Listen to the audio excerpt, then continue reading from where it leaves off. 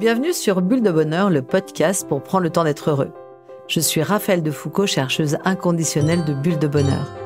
Ce podcast est propulsé par 2 minutes de bonheur et publié tous les jeudis.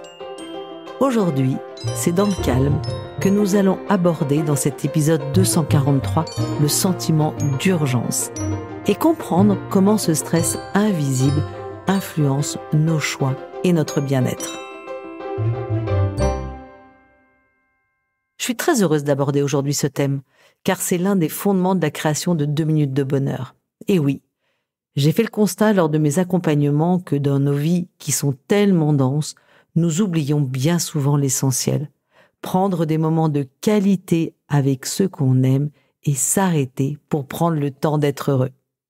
Alors que vous soyez en couple, en famille ou en relation intergénérationnelle, j'espère que vous faites partie des 100 000 joueurs de 2 minutes de bonheur.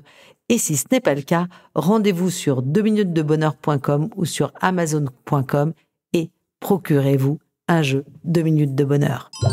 Oh là là, mais qu'est-ce que ça me chicote! Vous voyez le lapin dans Alice au pays des merveilles? Celui qui se balade avec une grande montre, qui se plaint toujours d'être en retard? C'est tout moi. Toujours pressé, toujours à courir après ce foutu temps. Je passe ma journée en apnée à sauter d'un sujet à l'autre en réaction à ce qui tombe sur mon bureau. Les urgences s'accumulent et en fin de journée, je suis rincée et frustrée car j'ai le sentiment de ne rien avoir fait avancer. Quelqu'un vient me solliciter ou je reçois un email et hop, je laisse tomber tout ce que je faisais pour traiter la demande la plus récente. J'ai les épaules et la mâchoire contractées, je suis tendue, j'ai l'impression d'être tout le temps sur le qui-vive, en mode réactif, en panique. D'ailleurs, c'est devenu commun dans ma communication. Je peux pas te répondre, j'ai une urgence. Ou, désolé, je dois reporter cette réunion, une urgence vient de me tomber dessus. Je sais que je ne suis pas la seule dans mon cas. Alors, est-ce que c'est le propre de notre époque? Puis-je me débarrasser de ce sentiment d'urgence permanent? Mais qu'est-ce que ce sentiment d'urgence? Alors vous le savez bien, j'aime bien commencer par revenir aux fondamentaux. Que nous disent les mots? Urgent vient du latin urgens, qui se traduit par « qui presse ». D'après le Larousse, l'urgence est ce qui ne souffre aucun retard, pour lequel il est nécessaire d'agir vite. Et vous le savez, ce terme est utilisé à bon escient pour décrire toutes les situations dans lesquelles le diagnostic et le protocole doivent être posés et appliqués le plus rapidement possible pour sauver la vie de quelqu'un. Vous saisissez bien le degré d'urgence différent entre relancer le cœur pendant un arrêt cardiaque, rapporter le maillot de bain de votre aîné avant qu'il ne monte dans l'autobus pour la piscine, ou encore fournir la donnée dont votre collègue a besoin pour sa présentation à transmettre le soir à son boss. Tout ça pour vous expliquer que le terme d'urgence est devenu très commun et utilisé à tort et à travers pour qualifier les choses qui peuvent subir des retards et ne nécessitent pas systématiquement d'agir si rapidement. Pourtant, même si nous l'employons mal, le sentiment d'urgence est une réalité contemporaine qui touche tout le monde. Les enfants comme les retraités, personne n'en est exclu. J'en veux pour preuve les dernières études statistiques qui concluent que 3 actifs sur 4 déclarent manquer de temps au quotidien. Selon une étude du ministère du Travail et de l'Emploi, 80% des salariés seraient en effet régulièrement contraints de travailler selon des échéanciers extrêmement serrés dans un mode qui peut être qualifié d'urgence. Ceci alors que nous n'avons jamais disposé d'autant de temps libre. Entre les congés, les RTT, l'automatisation des processus, l'utilisation du digital, la livraison à domicile, nous n'avons jamais eu accès à autant d'outils pour être efficaces. Les tâches qui incombent aux individus se sont considérablement résorbées et avec elles, le temps occupé à les abattre. D'où nous vient cette impression de manquer de temps? Tout d'abord, il est aisé d'y voir une certaine culture capitaliste du temps. Le temps est une denrée rare qui doit être utilisée efficacement, être rentable et productive. Le temps devrait par nature servir à quelque chose. D'ailleurs, vous noterez que sinon, il est perdu. La valeur du temps réside donc dans notre capacité individuelle à l'utiliser. Les injonctions ne manquent pas sur ce point. Le temps bien employé, le temps de qualité avec nos proches, le temps optimisé, le multitasking qui n'est qu'une façon de remplir encore plus les heures qui filent. Je pense par exemple à mon amie qui s'est mise au 4/5e et bourre littéralement le 5e jour de sa semaine avec tous ses devoirs de mère de famille. Les courses, la lessive, le ménage, tout en passant des coups de fil hebdo à ses parents. Elle en ressort exsangue et elle m'a confié qu'elle était moins fatiguée lorsqu'elle travaillait à 100%. Alors allez chercher le sens dans tout ça. Une deuxième explication. La recherche de plaisir permanent. Depuis notre épisode 128 sur les mécanismes primaires de notre cerveau, vous le savez, notre cerveau est guidé par le circuit de la récompense. C'est un glouton qui veut sans cesse une dose plus nouvelle et plus importante de plaisir et qui veut à tout prix nous éviter toute émotion désagréable. Les modalités de la société actuelle nous offrent plein de temps libre et nous bombardent en permanence de sollicitations. En conséquence, notre cerveau est comme un algorithme tout le temps en train de considérer ses options pour répondre à la question « Quel serait le meilleur endroit où je devrais être en ce moment ?» Ou alors « Suis-je en train de faire la meilleure chose pour moi ?» Ce sentiment d'avoir une abondance de choix est positif, bien sûr. Cependant, le revers de la médaille est que nous vivons avec le sentiment de manquer les meilleures opportunités, de mal employer ce précieux temps. Troisième explication, il existe des facteurs externes et internes qui peuvent influencer notre perception du temps et nourrir notre impression d'en manquer. Sur le plan externe, je pense par exemple à des sollicitations non prévues. Ma mère ou ma sœur qui m'appelle et ça dure bien plus longtemps que ce à quoi je m'attendais. Les collègues qui passent une tête dans votre bureau pour papoter quelques minutes et qui finissent par vider leur sac pendant 1 heure. Un coup de main inopiné qui vient flanquer en l'air un planning. Les multiples notifications qui donnent l'impression que tout est à faire dans les 2 minutes. Sur le plan externe, je pense aussi aux aléas, un autobus bloqué dans les bouchons ou une machine qui tombe en rade. Et puis encore, les tâches et les activités plus difficiles à mesurer en termes de temps, comme le ménage, le rangement ou un dossier à terminer. Il existe maintenant aussi des facteurs plus insidieux, ceux qui se cachent à l'intérieur de nous. Il peut y avoir le manque d'organisation, des priorités mal définies, une difficulté à déléguer, pas de date limite que nous nous imposerions. Rappelez-vous la fameuse loi de Parkinson, le travail s'étend de manière à occuper le temps disponible pour son achèvement. Autrement dit, plus nous avons de temps pour réaliser une tâche et plus elle en prend effectivement. Un autre facteur interne est notre incapacité à dire non ou un désir de plaire à tout prix. C'est par exemple ce qui me force à répondre dans la minute au mail de ma boss en laissant en plan tout ce que j'étais en train de faire, alors que dans le fond, il n'y a pas d'urgence et qu'elle n'attend pas de réponse immédiate. Ça peut être aussi la difficulté à prendre des décisions ou même simplement la fatigue qui peut nous ramollir. Enfin, pour renforcer ce message, je voudrais revenir sur une notion que j'ai développée dans nos bulles de bonheur 176 et 177 sur les drivers. Rappelez-vous, les drivers sont des messages entendus à répétition pendant notre enfance. Les drivers ont cadré les comportements qui étaient attendus de nous lorsque nous étions enfants et qui continuent d'influencer nos comportements d'adultes. Le psychologue américain T.B. Keller en a développé 5 principaux qui sont reflétés dans nos réactions et comportements d'adultes, dont le fameux « dépêche-toi ». Très souvent, la ponctualité et la rapidité ont été glorifiées lorsque nous étions petits, tandis que la lenteur était moquée. Les autres enfants rient de celui qui traîne la patte et les parents s'impatientent bien souvent devant celui qui lambine à faire ses lacets quand il est grand temps de partir à l'école. Souvent, nous avons ainsi internalisé cette croyance limitante qu'il faut toujours aller vite même lorsque cela n'est pas nécessaire. Nous serons meilleur si nous sommes rapides. C'est ce qu'on a tendance à se dire. Ce driver nourrit notre impression de systématiquement manquer de temps et nous pousse à agir précipitamment dans l'urgence quand ce n'est pas indispensable, sans considérer les bienfaits de se donner un temps de réflexion, marquer une pause ou même, transgression ultime, oser reporter. Je pense notamment à tous ces dossiers dont je précipite le lancement parce que quelqu'un dans la boîte a identifié un besoin ou avance son propre agenda sans me demander quel est leur niveau de priorité par rapport aux autres dossiers à faire avancer.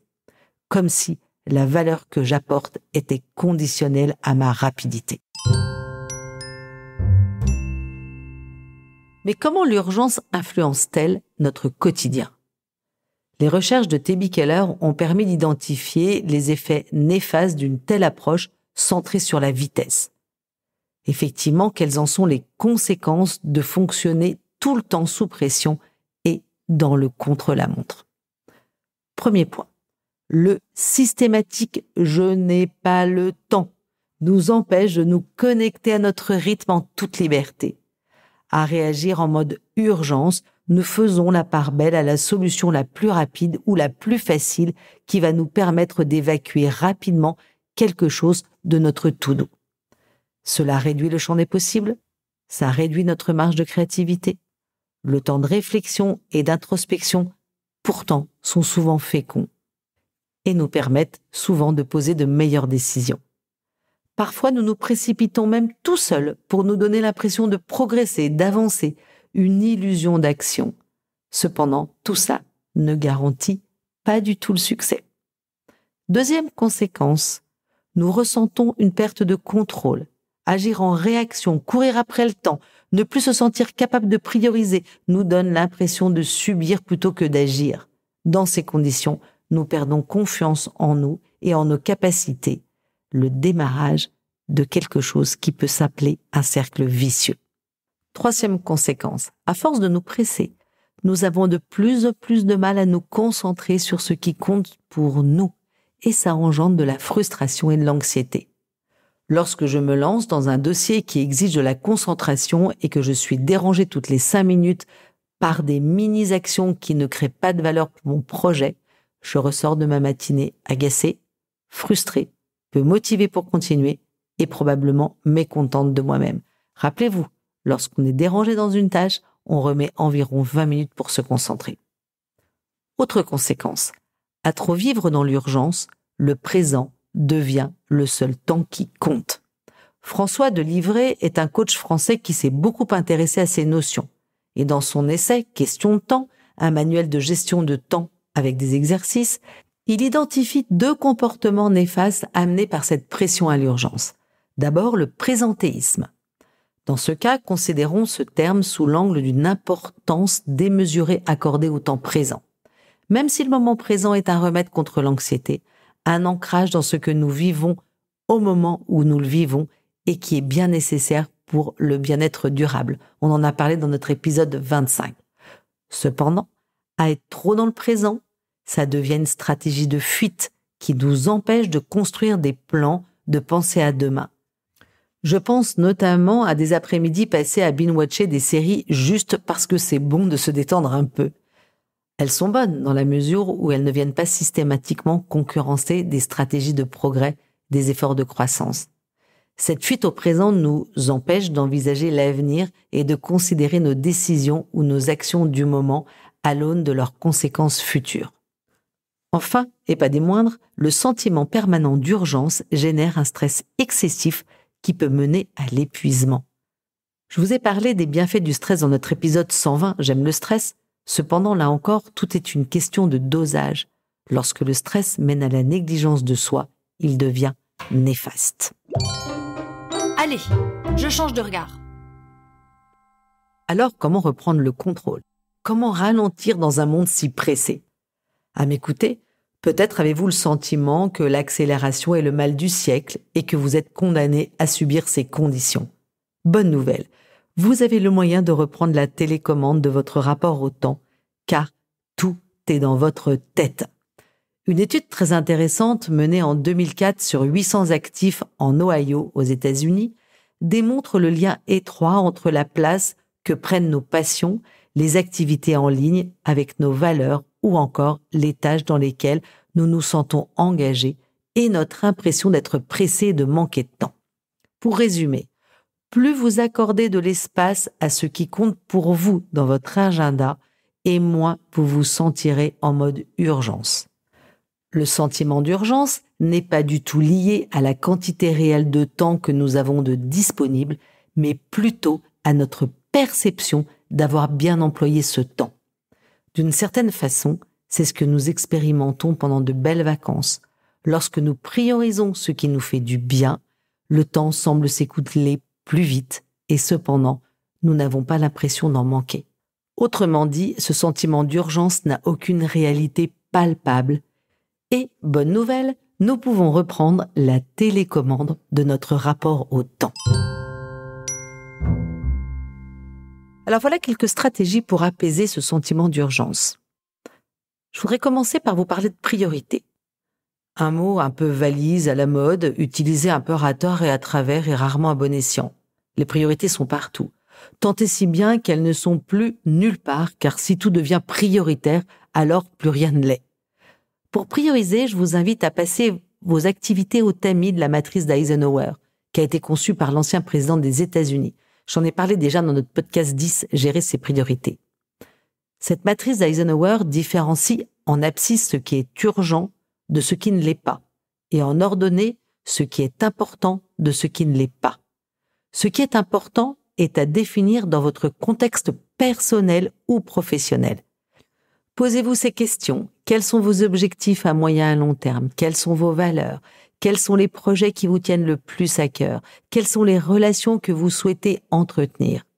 Vous voyez ensuite apparaître 4 secteurs dans lesquels vous pouvez venir positionner toutes vos activités ou vos tâches. En haut à gauche, urgent et important, à faire immédiatement. En haut à droite, pas urgent et important, à planifier. En bas à gauche, urgent et pas important, à déléguer. En bas à droite, ni urgent ni important, à rejeter. Je vous donne un exemple. Il est recommandé pour un actif en toute fin de carrière de préparer sa retraite. C'est un changement structurant qui nécessite de se poser des questions par rapport à la saveur que chacun voudra donner à cette période. C'est important et non urgent. Je recommande à chacun de le planifier dans son agenda qui, sans ça, ne laisserait aucun espace naturel pour le faire. Alors pour tous les concernés à la retraite, je vous propose de vous procurer notre coffret Un temps pour soi, retraite. Un autre exemple, répondre aux 10 messages en attente d'inconnus sur LinkedIn, souvent du démarchage, n'est ni urgent ni important, car cela ne contribue pas à mes objectifs professionnels. Je vis avec le fait de ne pas répondre et probablement de décevoir. Ah, la déception, j'y reviendrai. J'aimerais souligner 2 points d'intérêt par rapport à cet exercice de la matrice d'Eisenhower. Tout d'abord, la matrice nous laisse définir ce qui est, pour nous, important dans notre contexte ou appliqué à un projet. C'est intéressant parce qu'en effet, cette interprétation est personnelle. C'est un exercice d'introspection riche. Qu'est-ce qui est important pour moi? Qu'est-ce qui compte? Pourquoi ai-je envie de faire de l'espace? Cette question, je l'ai abordée dans l'épisode 75 sur les valeurs. Je vous invite à le réécouter et à vous reposer régulièrement la question de l'alignement de vos actions avec vos valeurs. Ce rééquilibrage est vraiment salutaire dans nos vies à 3000 à l'heure. Deuxième chose, la matrice d'Eisenhower invite à se demander quelle est ma marge de manœuvre, ma liberté. Les priorités peuvent venir des autres, de notre hiérarchie dans un cadre professionnel et aussi parfois de notre état de vie, quand nous avons des enfants ou des parents à charge par exemple. Or, même dans ces conditions, quel est l'espace qui reste disponible pour notre libre arbitre, pour notre décision? Vous observerez que nous nous laissons encore souvent guider par des injonctions sociales et des croyances limitantes. Si nous posons un regard candide sur nos agendas, nous pourrions ouvrir le champ des possibles et créer de l'espace pour ce qui compte pour nous. Je vais vous donner un exemple. Mon mari avait pris un engagement associatif qui lui prenait beaucoup de temps et beaucoup d'énergie. Il a fait son mandat et lorsque d'autres ont levé la main pour renforcer les rangs, malgré le fait qu'il lui ait été demandé de rester, il a décidé de laisser la place à la relève. À la place, il se détend, bouquine et fait un jogging par semaine avec un de ses fils. Il a pu exercer son libre arbitre et choisir ce qui était bon pour lui et ce qui était important pour lui. Cet exemple est une bonne passerelle pour la deuxième clé de réussite que je voulais vous partager. Pour reprendre la télécommande de votre temps, vous pouvez apprendre à dire non et donc probablement à déplaire. Et voilà quelque chose de difficile. Dire non, c'est courir le risque de décevoir, de ne pas être à la hauteur des attentes. Cependant, n'oubliez pas, comme je vous l'ai dit dans notre épisode 38, j'apprends à dire non. Lorsque je dis non aux autres, je me dis oui. Il est important pour votre bienveillance avec vous-même et votre bien-être de penser à vous avant de combler les demandes et les exigences des autres. C'est un pas important vers l'indépendance affective qui se fonde sur notre capacité à accepter que la frustration ou la déception générée par un non appartient à l'autre.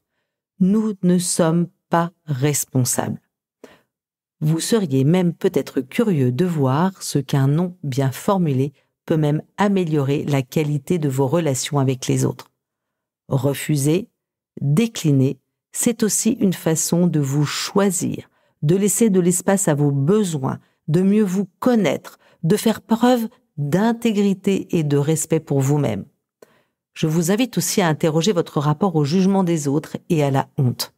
2 sujets qui nous tiennent très à cœur chez Bulle de Bonheur et que nous avons développés dans nos épisodes 141, je ne peux pas plaire à tout le monde, et 160, je réussis à vaincre la honte. Enfin, quelques idées pour venir apaiser ce sentiment d'urgence que je vous livre en pagaille. Interrogez-vous sur votre rapport à la procrastination, épisode 53. Identifiez vos besoins, épisode 12. Soyez concentrés sur ce que vous faites, épisode 97. Écoutez les messages de votre corps et pourquoi pas au travers de la méditation, épisode 114. Alors, êtes-vous tous et toutes prêts à ralentir avant que l'urgence devienne votre mode de vie? Et hop, je me lance.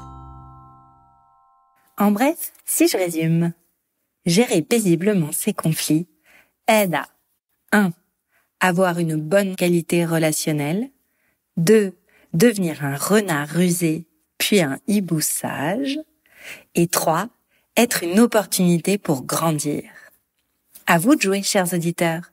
La carte de 2 minutes de bonheur vous pose cette question.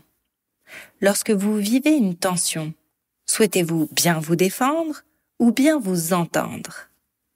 La petite mousse de la semaine secoue quand Nelson Mandela nous dit « Les conflits ne sont pas à craindre, mais à résoudre. Ils sont une chance d'apprendre et d'évoluer. » Avec Bulle de Bonheur, prenez le temps d'être heureux. Merci pour votre écoute. Si vous avez aimé, dites-le nous avec 5 étoiles. Laissez vos commentaires et envoyez des bulles de bonheur à vos amis et partagez ce podcast. Inscrivez-vous à la newsletter en allant sur notre site 2 minutes de bonheur pour être notifié des prochains épisodes. C'est aussi très facile de nous trouver sur les réseaux sociaux, Facebook et Instagram. Il suffit de chercher 2 minutes de bonheur. Bulle de Bonheur est propulsé par 2 minutes de bonheur, des outils pour créer du lien et prendre le temps d'être heureux.